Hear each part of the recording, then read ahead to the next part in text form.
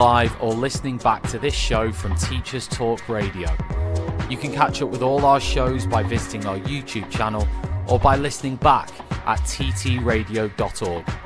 Don't forget to like and subscribe to enjoy more live education conversation from TTR. We hope you enjoy this show. Outstanding and world-class vision and world-class this. I'm a real leadership geek, honestly. I've spent my whole career reading books and chatting to people. I just find the whole thing and the announcement, the way it's been announced, bizarre. If you could move away from a model where teachers are so intensely focused.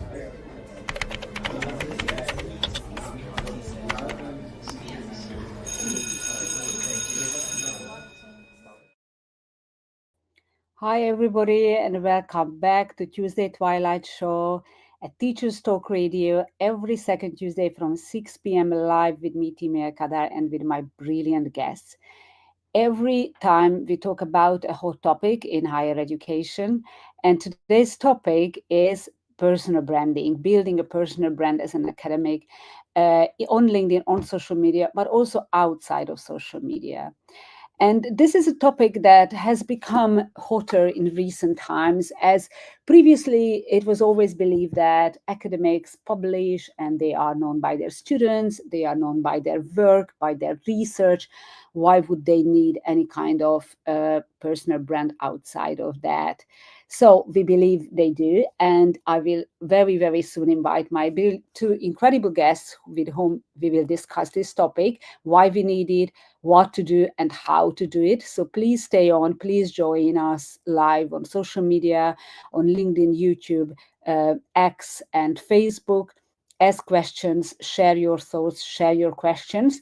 But before I invite my two brilliant guests, let me just have a little bit of saying thanks to our sponsor, Hachette Learning. We are very proud to partnering with them. And they are publishers of professional development books and resources that support great teaching and learning in schools around the world. Level up your professional development today and visit their website, www.hachetlearning.com, to explore the full range of their titles. And now it's my absolute pleasure to invite my two guests to the stage. So first of all, hi, Rafael dos Santos, who is a subject lead at ICCA and also is a finalist in Best Teacher Award and a very, very good co-teacher and colleague of mine. Hi, Rafael. Thank you so much for coming to the show. And apart from being an academic, also an amazing personal brand expert.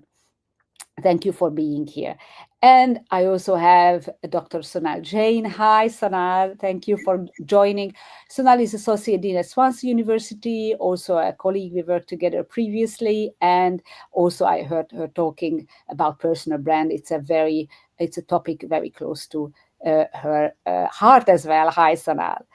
So let's just end. Obviously, I won't lie, I'm also a big advocate of this topic and working with academics and also business people on personal brand and how they can use it on LinkedIn and on other social media channel. But this time I also will play Devil's advocate, and not just Devil's advocate, actually representing those academics who are amazing at what they do, but they are a little bit shy or they have questions and doubts about personal brand and building a personal brand. Okay, so you will hear these questions from me that I hear from academics. So let's kick it off with this question then that that I hear from academics a lot of times. Why do academics need personal brand? Do they need it? Yes, they do, but why? Many times they tell me that, look, my students know me, and yes, they are very popular with these students, which is obviously part of that personal brand. Why should I do anything else? I publish, I'm really there, and I have 4-star publishing and research. Why should I be like on social media and do anything else apart from it? So let's just answer this question.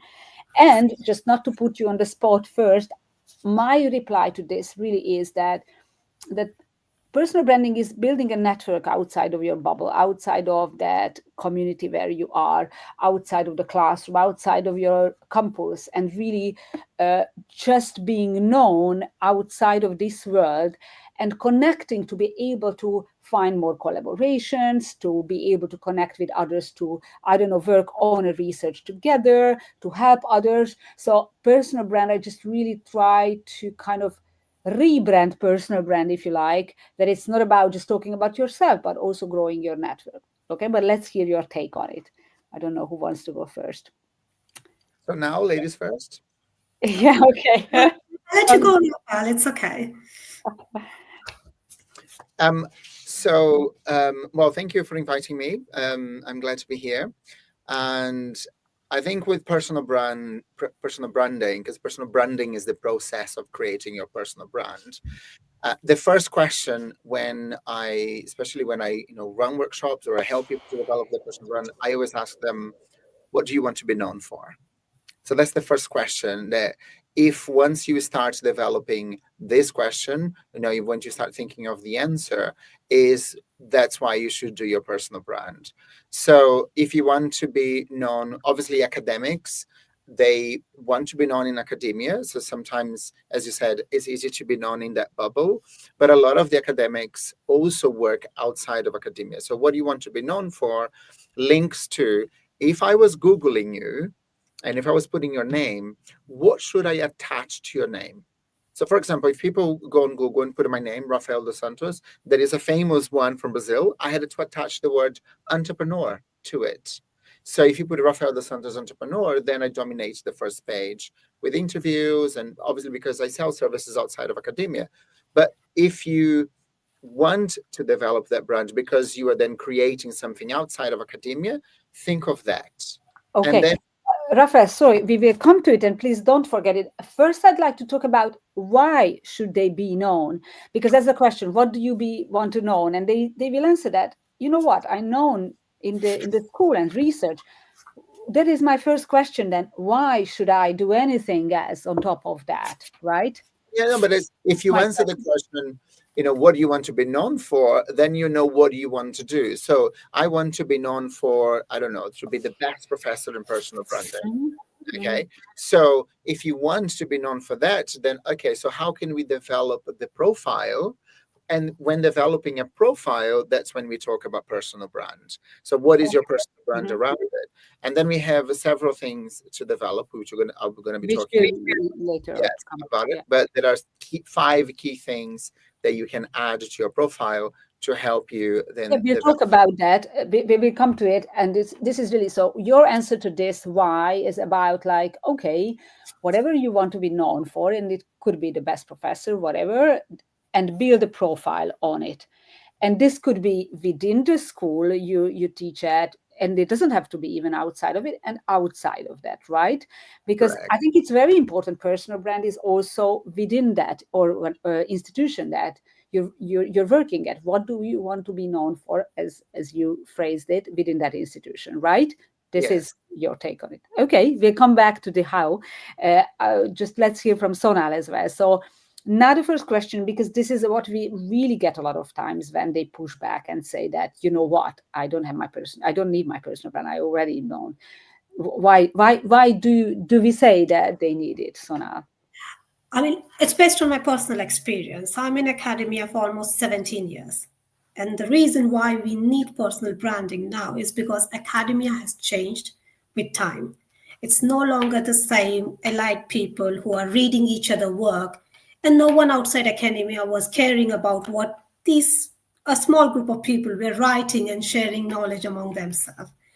So it was a group of privileged people, highly intellectual. But then, with time, external environment has changed. We have more and more organizations who are hiring PhD researchers. There's funding coming from them. So unless and until there's a personal branding, the academia are missing out on the entire world, which is open to them. So given that there's a change, and with the development of AI, it's going to be more and more interesting because you will need more funding. There would be a whole lot of new field to test the existing theories and framework. And for this, for being given the opportunity to be known by an organization, to be approached by an organization, to test the theories, to collect data, you need personal branding. People need to know you. They need to have trust in your work. so that they are welcoming you in their organization and they are okay with you to talk with the employees, use their primary, secondary data. So branding also gives you the sense of, gaining trust of the entrepreneur or external people, saying that this is who I am and this is what I do. And can I use your time and resource to contribute further to the learning, which is going to help academics, but also business. So it's becoming more and more significant with time, I would say, because the external environment is changing. And in, I would say, 5 to 10 years' time, it would be a necessity. It would be more or less like a required soft skill that would be expected from majority of the universities. Absolutely, Sonal, even now, actually. And I really like you mentioning this kind of being visible and getting that kind of funding and everything else. It has become to a point where actually they check you out whenever you apply for something. And this could be also a job, actually, or for funding or for any other, being an external examiner. They will see what else they find about you.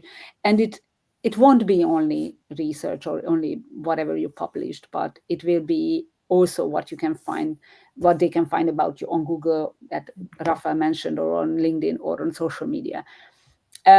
I've also seen, of course, it helps with job as well, because recruiters are looking for the candidates also on LinkedIn, or when they receive an application, they will check you on LinkedIn.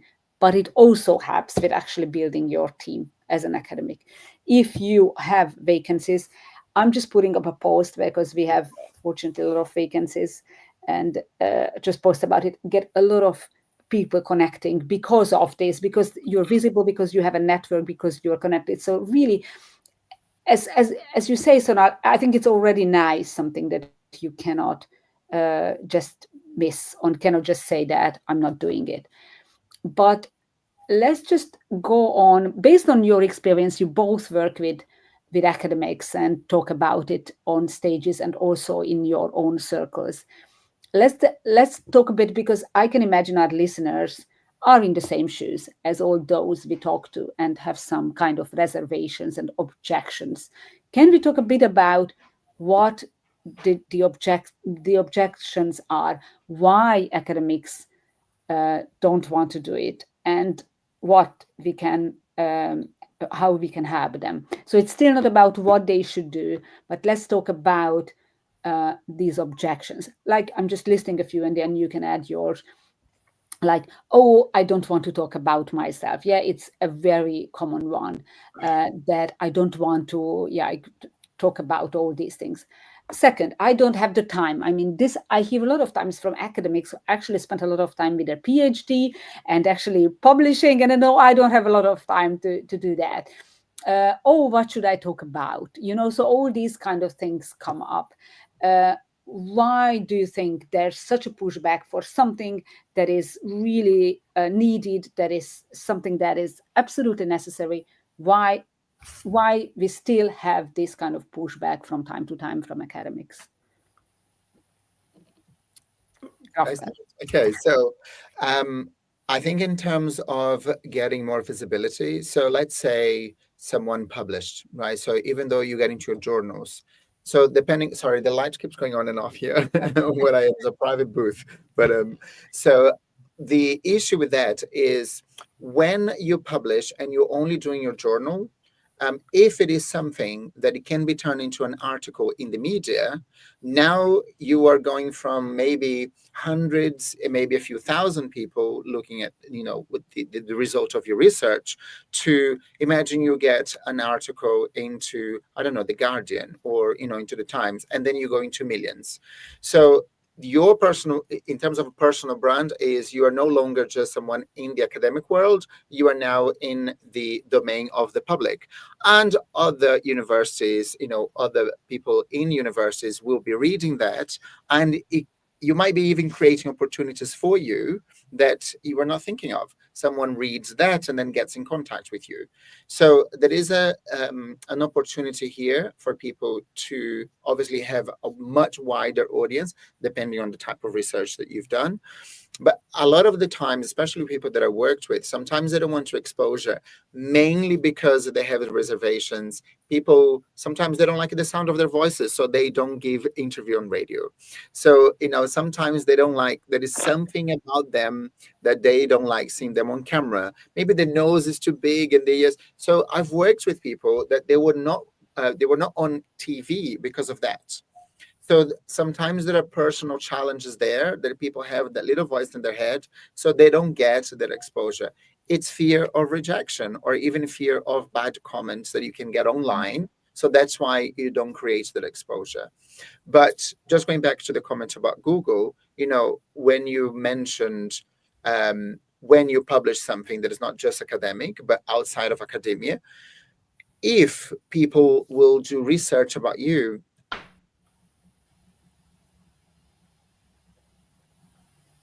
Rafael froze a bit. Meanwhile, as he's coming back, I'd like to feature the comment from Darren, and thank you, Rafael. You froze a bit, but I just would like to read out this comment from Darren, and thank you so much, Darren. And then I will let you finish your thought. Okay, thank you for hosting this chat, Timea, and also thank you to Rafael and Sonal, our guest. I'm doing my doctorate right now, and I'm so bad at personal branding. You're giving me a lot to think about. Thank you so much to our guest and Darren for your comment, and hope you stay on. If you have any questions, then please just share in the chat and we'll read out. So Rafael, you were just, you froze a bit. Just finish your... I'll finish it off with Google. So what do Google say about you? It's the opinions that people will create about you. So it's very important, for you to have a very conscious decision on, that's why I asked what you want to be known for. So if you've done your research and then you publish and you want to be known about that subject, you can then maybe look for a magazine that writes about that or website that specializes about that subject so they can interview you. So when someone does a research about your name, those interviews will come up. And then I will start to have an idea about this person based on what I found on Google. So this is related to your personal branding. I will, at a later stage, we'll talk about, we come back to and how you present yourself. But I think in terms of, on why and how you do it, so that's why my answer is there. Yes, and that's very interesting because, I didn't even list this because, yes, there are people saying that, oh, I don't want to record a video because I don't want the sound of my voice, or how do I look? And you know what? I'm hearing this from academics who are, standing for 3 hours in front of a huge group of students, but suddenly when recording a video, then it's like, oh, how do I look? I mean, it's very funny, but that is an absolute one. And you just have to start that and you will get the routine. This is how you look. This is how you sound, right? That's it. Yes. Sonal, we are at the stage, just to repeat a question and rephrase it a bit. What kind of objections or reservations from academics have you heard, and what do you reply to them if you hear that? I mean, let's start by saying I was among one of them. I mean, I come from, I've done most of my studies in masters in France, so I have been subjected to a traditional academic value. So it was more about let your work speak yourself, and if you're speaking about your work on social media, and of course at that time, back in time, social media was not that popular or well known in academic. So it was considered as bragging, or, you're showing off your work. So getting over those traditional values, which are deep rooted in academia, and saying it's okay to talk about your work. It's okay to go around saying and sharing on a social media platform that this is my new paper, or this is what I'm doing. This is a new module I have developed, anything. So that's quite, forcing people to come out of shell, and it's a deep-rooted culture and value. So it's one thing is, there's always a dilemma. Am I overdoing it, or is it okay? And second, like Rafael said, people do not have the courage to do it. And at the same time, there are a lot of academians who don't know how to do it, because there's a huge difference between being visible and being intentionally visible. And intentionally visible is more linked with personal branding. I mean, I can just write, there are a lot of academians I've seen they've started They started posting, and then they were posting about anything randomly. And then they got disappointed or they got tired because they were not getting the kind of response that majority of us do publish when you watch the video on personal branding. And then they were like, you know what, it's taking away a lot of time and energy, but I'm not getting the output that I'm expected or supposed to get. Mm-hmm. And then, there's also a question of support from the university and other stakeholders. Like you said at the beginning, a common comment is, I don't have time. But for me personally, when someone says I don't have time, it's also a question of saying, this is not of my priority, because everyone has similar amount of time, give or take. So you decide as an individual what time, your time has to be allocated what, and we always decide based on the priority or the significance of the element.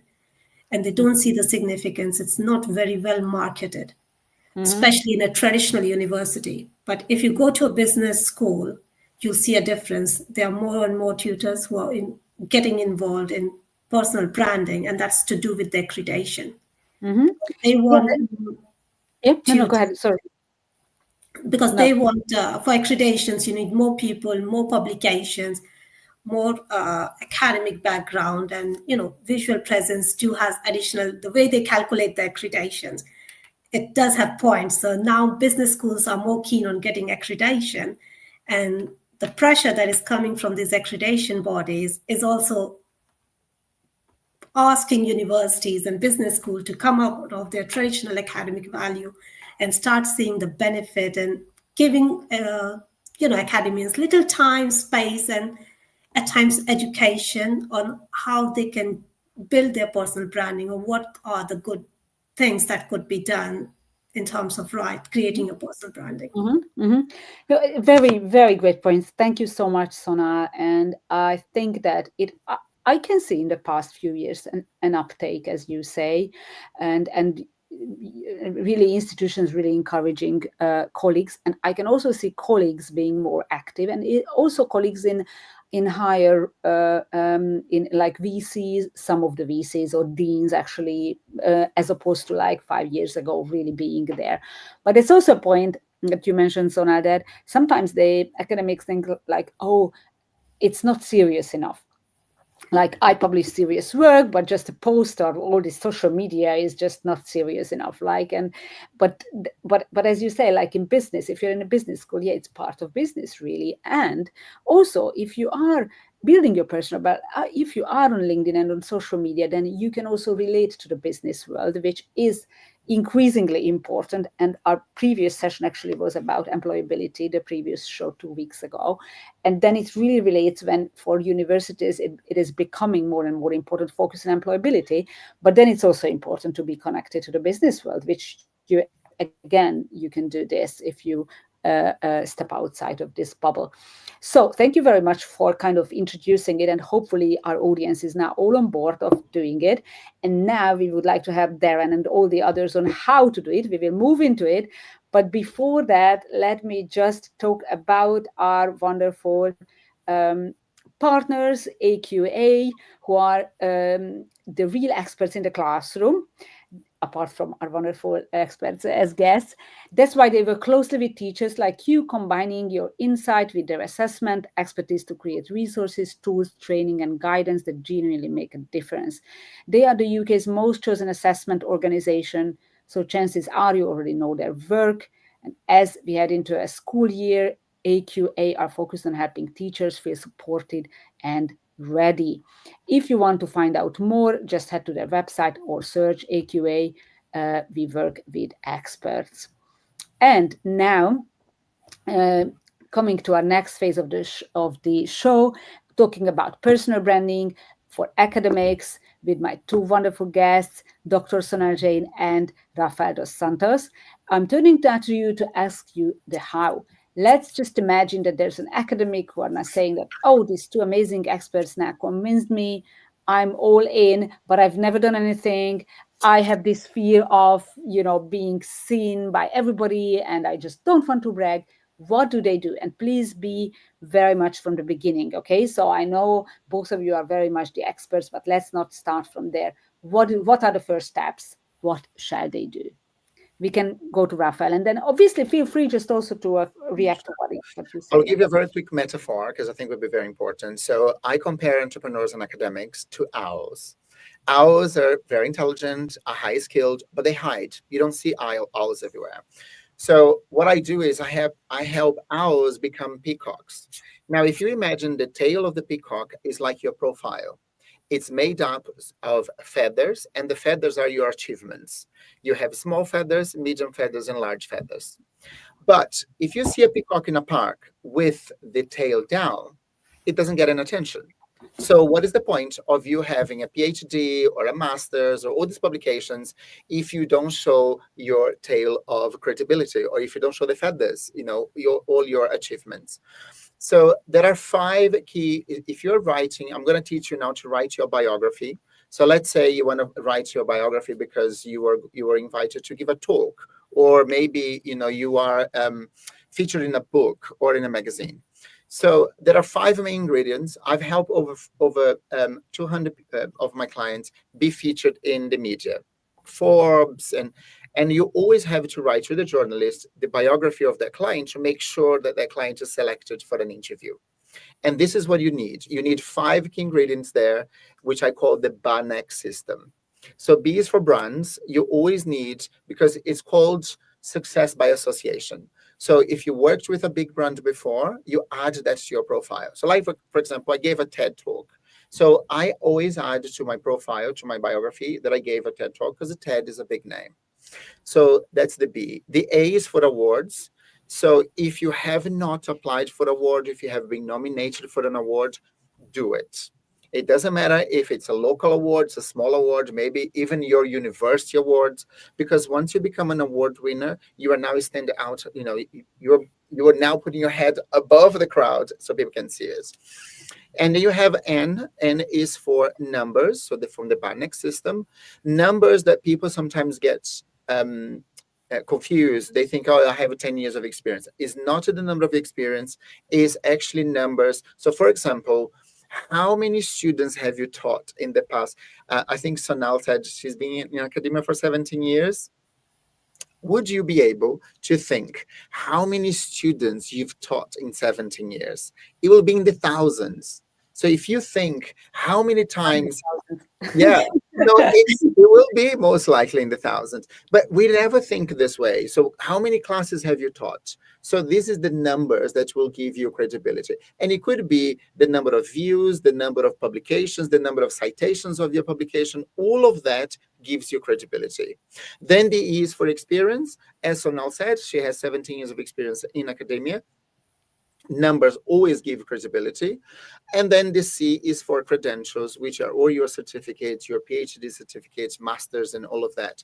So the BANEC system is all the 5 key ingredients that you need in your biography that will give you credibility. If you are going to give a talk, if you can put that on your LinkedIn, or if you are going to give an interview on radio and you need a short biography to give to someone. So that's my tip here for you to write your biography. That's a very practical tip. Thank you so much for the framework. And this is really, really great to have this checklist.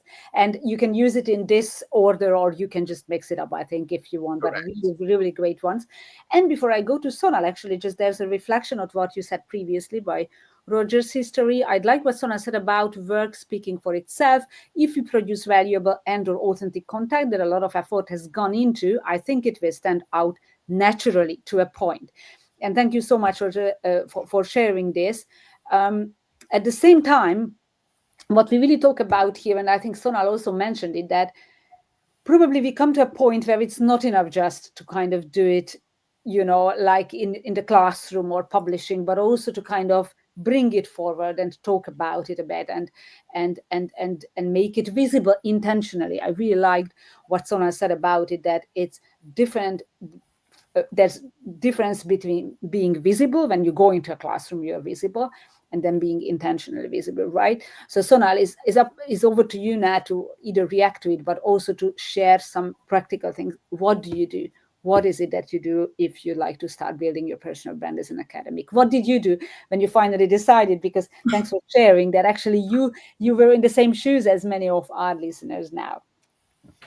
I mean, just to start with, I love the idea of Rafael mentioning the number. I think that's something I'm going to take from this session, and I'm going to make sure that I implement it right away. Because I never thought about numbers and how many students I have spoken to, how many hours of teaching I've said. I was like, oh my God, I was just, numbers were going in my head, and I'm like, oh my God, it's quite a lot, and I should do the maths and maybe write something about how many hours I've been in contact with the students. And then coming to Rogers, I would say definitely. I strongly believe if a work is of good quality, it does stand out. But the problem is, in today's world, we have way more PhDs and researchers than ever before. And there's so much being published on a constant basis and a regular basis that even if we are publishing something very good and nice, to stand out, we need that little light or little push, and that a personal branding could help you bring that little push or recognition among academics. Now, coming to me, why did I move from the traditional classic idea of let your work speak for yourself? It's because I had a very interesting conversation with one of the tutors back home at Audencia Business School. And I was like, you know what, I don't think so. It's for me. It's for teenagers, young academians. They are always on with their phones and every excuse I could come up with. And then the person smiled and said, whether you like it or not, you do have a brand. There is a personal branding which is already there, and there's nothing you can do to stop it. Now, it's up to you. You can let it be created without any effort, or you can reflect about it and say, how would you, like Rafael said at the beginning, it's all about saying, how would you like the people to see you, perceive about you? And then I was like, oh, so if it's already there and it's about me, definitely I would love to have a little more control. And that's where it got my attention and energy. And I said, it's worth my time. And it moved from the bottom of the list to somewhere in the middle, saying that, no, I need to invest a little 20 minutes, 30 minutes of my time to reflect. And the difficult part was, what do you want people to know about me? I'm not a very, public person, so I don't want to talk about my personal life. But then I was like, I do so many things. Finding the right direction was very challenging and difficult. Even if it looks like a very simple question, like start with what you like. What is it that interests you? But it's a very difficult question to say, this is one key element which could be used as to represent me to the entire world, especially with social media. It could be a lot of people and it could be scary at times. So that was very difficult for me. And I have to spend a lot of time, discuss with people, ask their opinion. At times I even went to my students to get their feedback and input to say, okay, what is it? I know I like certain things, but what is it that I want my personal branding to be more like? What do you want to be known for? Yeah. Yeah, I think the two. It's a very simple question, but it's a difficult question to ask.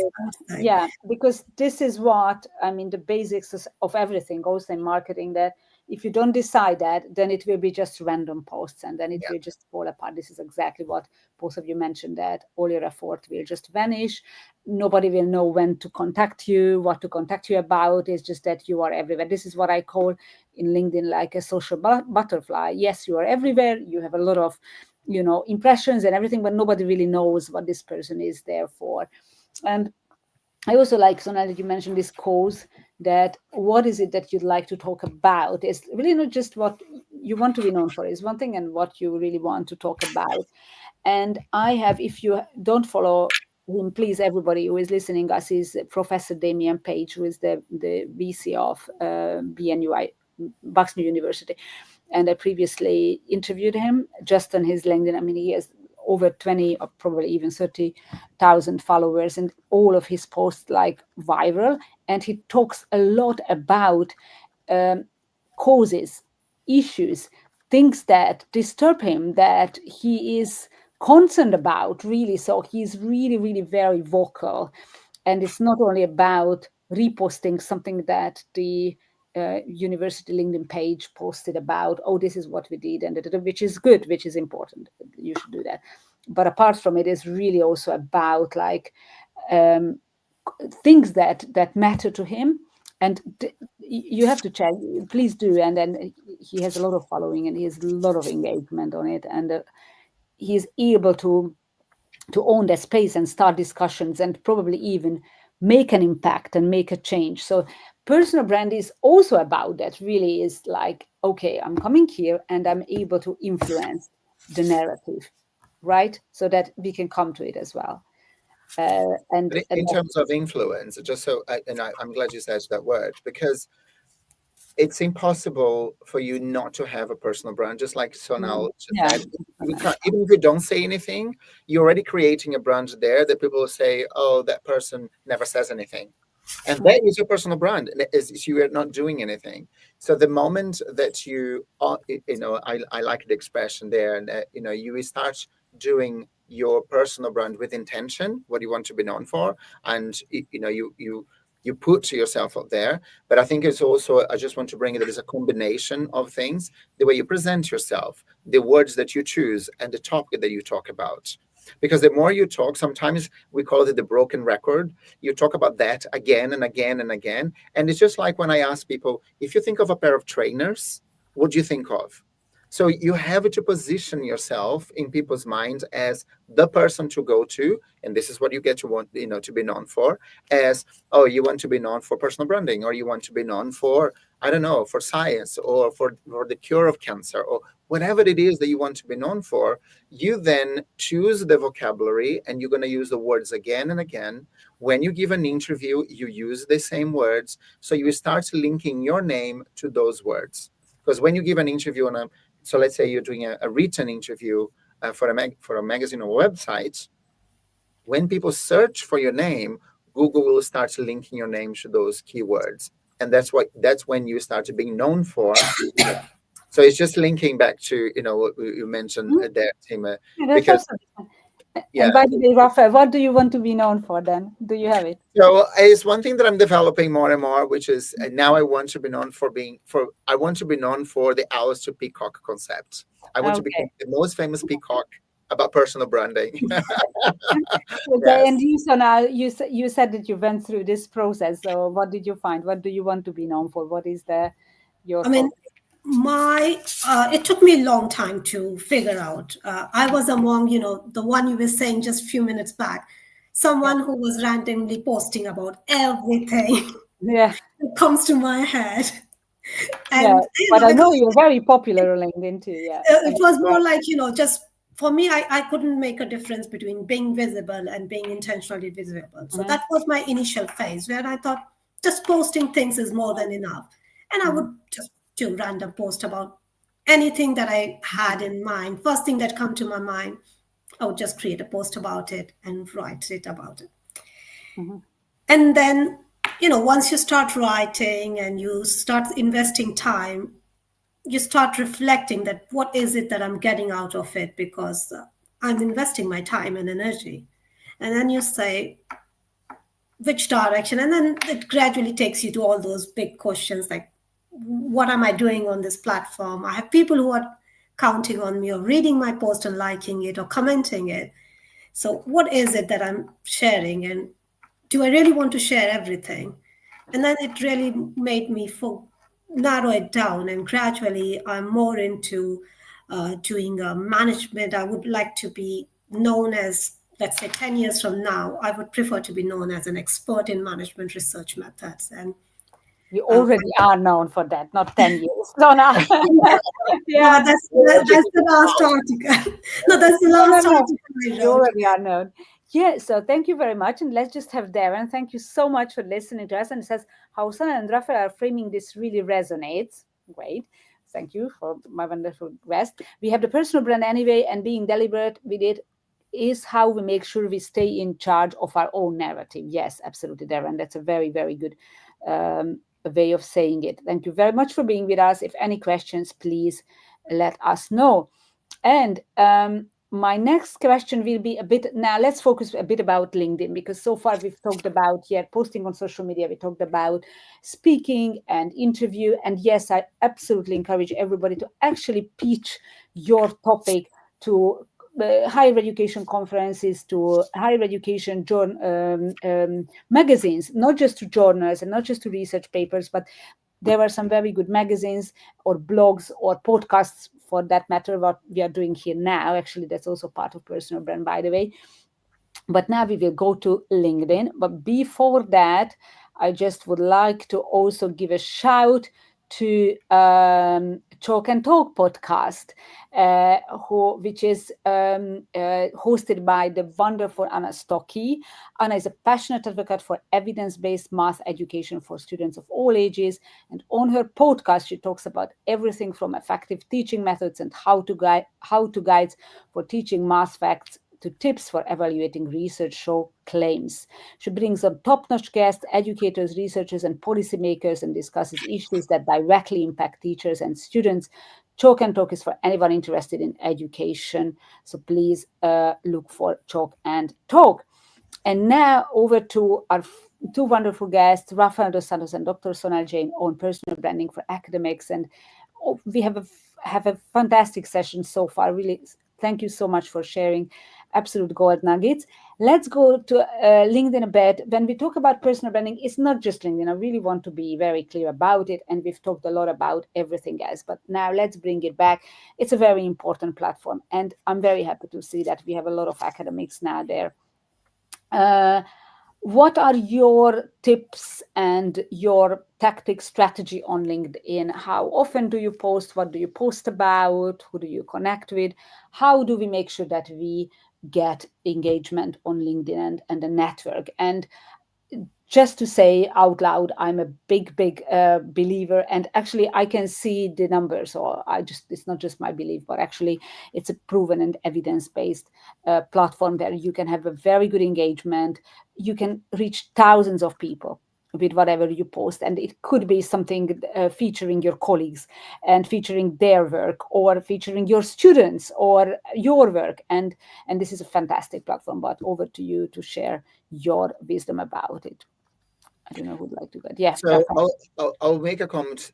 I think one of the key things is, I think it's good that we have two different people in academia. I can see that Dr. Sonal is very focused on research and PhD and a kind of that journey that some academics go to. My focus is really academics, but also academics who maybe are entrepreneurs or academics who run something on the side. So for those, I'm going to give a formula, okay, for you to add on your LinkedIn, because a lot of people sometimes don't know how to write, on their headlines. So there is a formula that I use if you are an academic plus maybe a consultant, or because some academics are consultants or freelancers and all of that. So there's a formula that I also teach my students, which is I help A achieve B by doing C. And it's kind of a storytelling that you can add to your headline. So basically, like, I help entrepreneurs to develop their personal brand by using AI tools. So that's one of headline, just so you understand. You don't need to use the words exactly, I help A achieve B by doing C, but it's a formula that you can use there if you want, because it's a one sentence storytelling that people will read and truly understand what you do and maybe who you help. Obviously, if you are mainly an academic, so let's say you don't run a business, you're not a freelancer, you might be able to do that too. If you want to apply the formula where you help, PhD students achieve academic success by providing PhD mentorship. So you can add that to you as an academic as well. And just one more thing about LinkedIn. I always tell people, choose two networks. LinkedIn, obviously, because it's professional, is the kind of thing that you show your professionalism in your content. But if you are someone who is also a consultant or a freelancer, use a social network that shows a little bit of your personality, because the people buy from you as a person, not just because what you know. They must like you. And to like you, they need to see on video. They need maybe to see your Instagram, which you can use Instagram for business. Or you can use, I don't know, Facebook, depending on your audience. I always say use two. One to show a little bit of your personality. You don't need to show what you're having for dinner, but you can, show a different side of you that is not just LinkedIn. So that's my tip. Okay, and how much of your personal life would you share like there? I mean, would you I don't. share? So, like, I tend not to share anything about my husband because he doesn't like it. So he's rarely on my photos. I've a few friends already asked me, "Are you sure you're married?" Because he's never there. It's just because I respect. He is completely the opposite. He's an owl and I'm a peacock, and I respect that, right? So he doesn't like photos or videos or anything like that. So I share a lot of my dogs. I share maybe when I'm on a walk in a park. So, and it's not always you. You could, for example, like the other day I was on a weekend in Canterbury. I took photos because I realized O2 has their logo is blue, BMW, the logo is blue, and Metro Bank, the logo is blue. That was very popular. I was on a weekend, a romantic weekend with my dogs and my husband, and then I took photos of that and I created a post saying, I was in Canterbury, it was a nice weekend, and look what I found. And then I did a post about branding, comparing the logos. So it's a little bit personal, but again, it's showing a little bit of my knowledge. So, for people to understand and teaching people Absolutely, that was a good point. Thank you, Rafael. Sonal, do you have any tips or any strategy, anything that works for you? I mean, I would just say I'm just opposite of Rafael. I would share really nothing personal. So I mean, hardly I share. I mean, doesn't matter which social media platform it is, but it's very limited personal information, especially when I say personal, I have a very small circle, so I'm not comfortable, and plus I'm old school. So for me, it's quite normal that I might spend an entire day with a group of my friends or my husband, and I might not even think of clicking a photo. And then we come back in the evening and realize, oh, we could have actually taken one or two photos. But then again, it's old school, old habit die hard. So for me, sharing personal information is still something long way to go. But one day, yes, why not? But I think I tried with posting minimum. It depends on, I think, the availability of time you have. But I personally go with, if someone who wants to start, they should start slow, and they should be brave enough to say it's okay if someone is criticizing, and it's okay to make random posts. That's what I did. Because I believe it's social media. They provide you the facility of deleting the old post. Worst case, if you're really unhappy with what you did, just recreate the entire new page and delete an old one. It's as simple as that. So it's important to say that, it's okay to make mistake. It's okay that my every post need not be perfect, because for me, imperfection is something that should be shared as well. And it's okay to make mistakes. It's okay to learn from your mistake and let others learn from your mistake as well. So that's something I believe, that if you want to go public, you need to be strong enough and willing to say, out of my 10 posts, 8 of them are going to be horrible at the beginning. Now, when I go back in time and read, I was like, what was I thinking? Why did I even make a post? It's not even worth the post. I even pasted a pigeon in a tube station. So I was like, why? Yeah, no, I think this is so great that you mentioned it, Sonal. Actually, when it's about personal brand, you don't have to look always perfect. Actually, the opposite works very well. I mean, not works very well, but people can relate when you show vulnerability, and when you also, as an academic, you also become more credible when you also share things where you failed, and actually those posts can be very, very powerful as well. And so now you're really right that when somebody is worried about, oh, what if that post will not, go or anything, then, and so what? Then you tried it, you experiment, you will see the outcome. That's also you. And yeah, that's what I tell people when they say that, oh, what if people will not like it or they will not see it? Then it will disappear. That's the good and bad thing on social media and on LinkedIn, that what, nobody will notice it in 3 days. So absolutely don't worry about it. You just it's just also you. But what I could, and yeah, Rafael, yeah. Just one comment, because Sonal made a comment there that I thought it would be a good hook. If you've never posted, I would say start twice a month. Posting every 15 days. And then, as Sonal said, if you don't know what to post, obviously don't post about your dinner. It's not for LinkedIn, but maybe post your thoughts, maybe find an article and put your comment in the article, find something on the BBC, share, and then put your comments there. So you will slowly start showing up. We start with twice a month, I would say, and then maybe the second month or the third month you do 3 times a month, and then you maybe do once a week. But definitely, starting slow, and even getting someone else's post for you to be able to comment, I think is a good start. Yeah, thank you. If I can just add something, I think it's also important that we this is something which I learned gradually, that is important to identify your audience. Are my posts for students, colleagues, policymakers, organization, funding organization, general public? It's almost like if I'm making a product, I need to find my niche market. So it's the same thing which you have to decide. Even if I'm writing about, let's say, my famous pigeon, is it for my students? Is it for my colleagues? Is it just in general? And then depending on that, I would say my post would be quite different.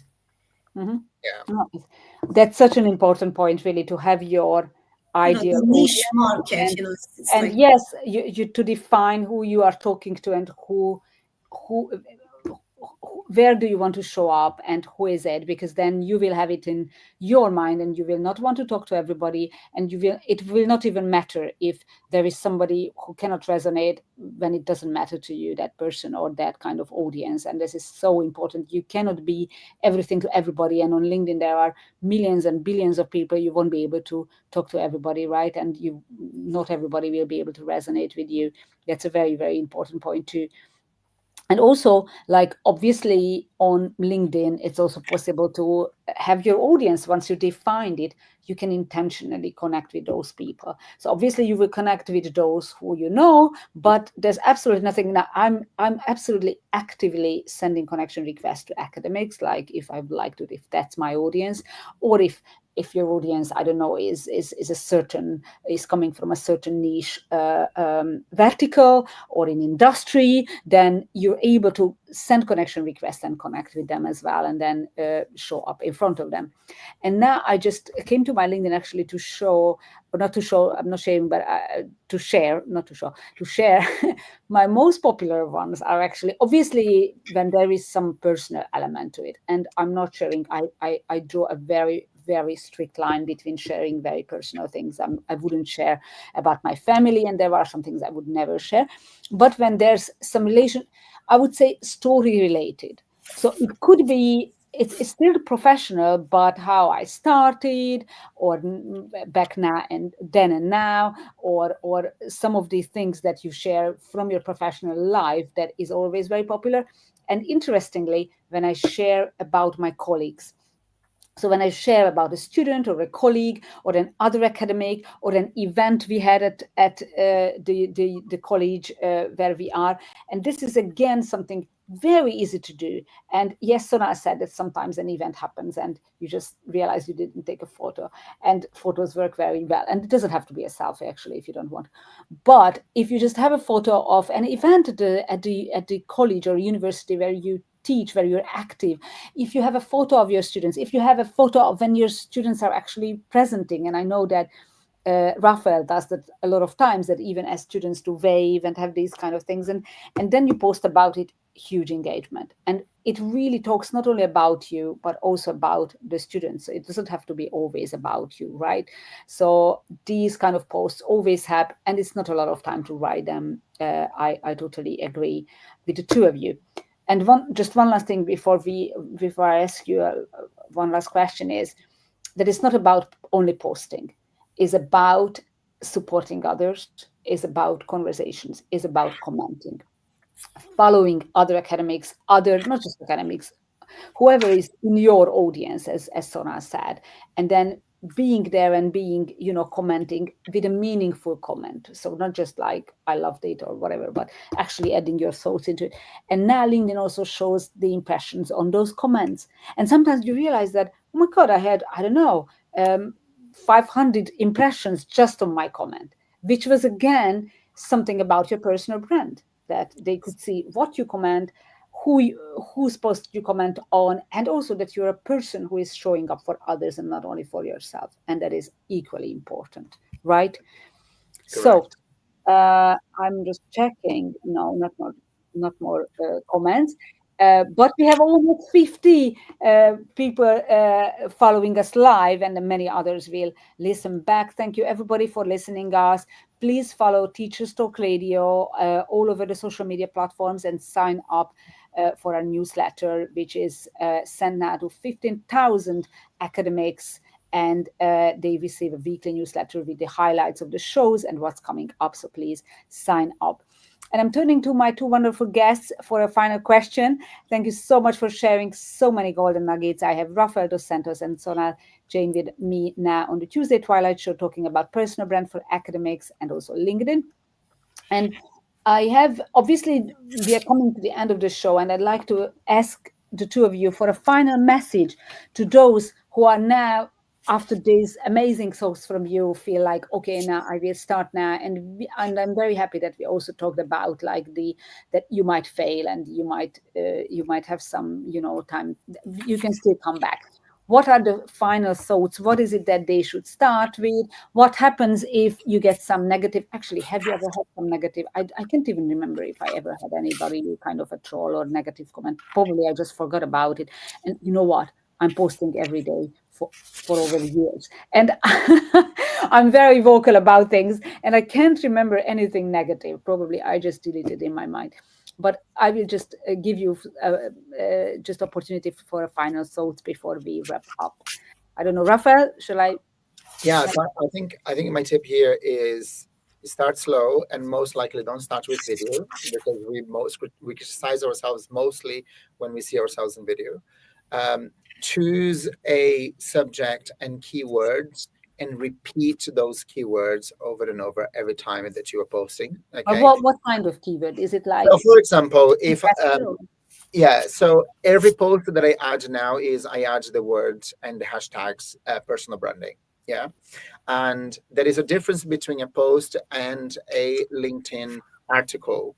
So it's a good tip here for people to understand. When your posts on LinkedIn, they are not read by SEO. So if people are searching for you on Google, they will not find your posts. But if you write an article on LinkedIn, articles are open, so people will find your article there. So if you want to be known for, I don't know, empirical data, let's say, every time that you want to post once a week or every 2 weeks, write a blog, an article on LinkedIn.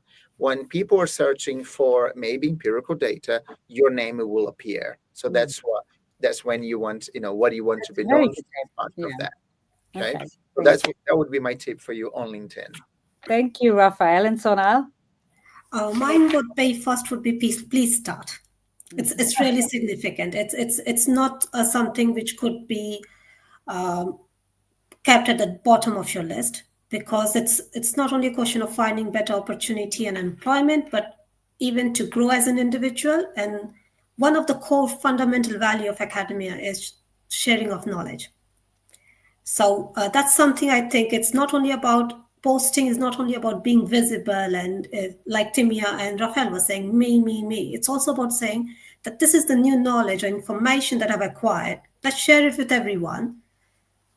And somewhere, someone around the globe would benefit out of it. So please think it in a way as a contribution to the society where you're posting. And like Timea was saying, constructive post, where you're sharing your information and knowledge with people. And the knowledge is going to benefit someone, somewhere, someday, if not today. And then the next thing is find your audience. It's really important that you find that niche market. You cannot please everyone. You cannot target everyone. So it's important to say, this is what I want to do. This is my audience.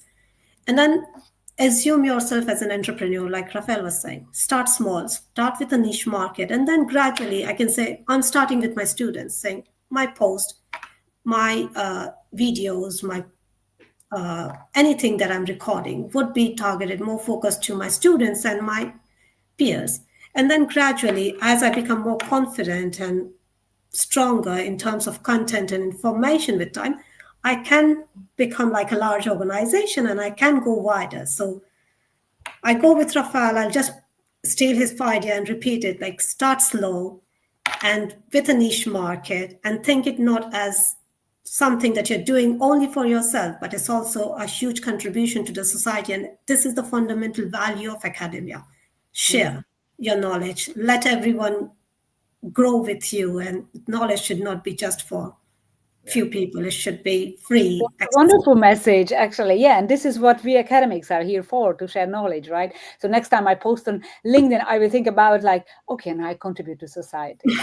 That's a very good takeaway. And I would like to encourage all our listeners to connect on LinkedIn with our two wonderful guests, Dr. Sonal, Jain and Rafael dos Santos. Follow them and see what they're doing. Just give feedback, comment on their posts, and just show up and start small. Start now. And we really gave, with my two wonderful guests, we really gave a lot of tips and there's a lot of takeaways. So thank you so much, the two of you. I will say, Rafael, did you have anything else to say, or you're done? No, I'm done. No, okay, you're done.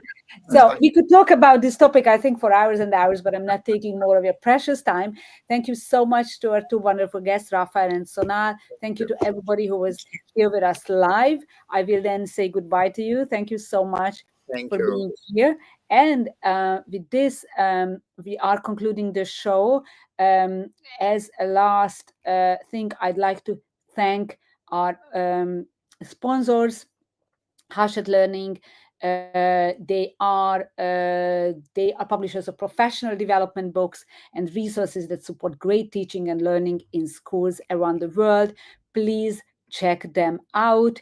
And I also would like to say thanks to AQA, who are the UK's most chosen assessment organizations. If you want to find out more about them, please search AQA, who work with experts. And also, please sign up for the Teachers Talk Radio newsletter. Follow us on social media. Absolutely tune in live. We have a lot of shows, not just this one, but definitely be with us in 2 weeks when we have other two fantastic guests and talk about another topic on our Tuesday Twilight Show from 6 p.m. And we'll have another topic which is hot in higher education. And with this, I'm wishing you a wonderful rest of the time and see you later. Outstanding and world-class vision and world-class this. I'm a real leadership geek, honestly. I've spent my whole career reading books and chatting to people. I just find the whole thing and the announcement, the way it's been announced, bizarre. If you could move away from a model where teachers are so intensely focused.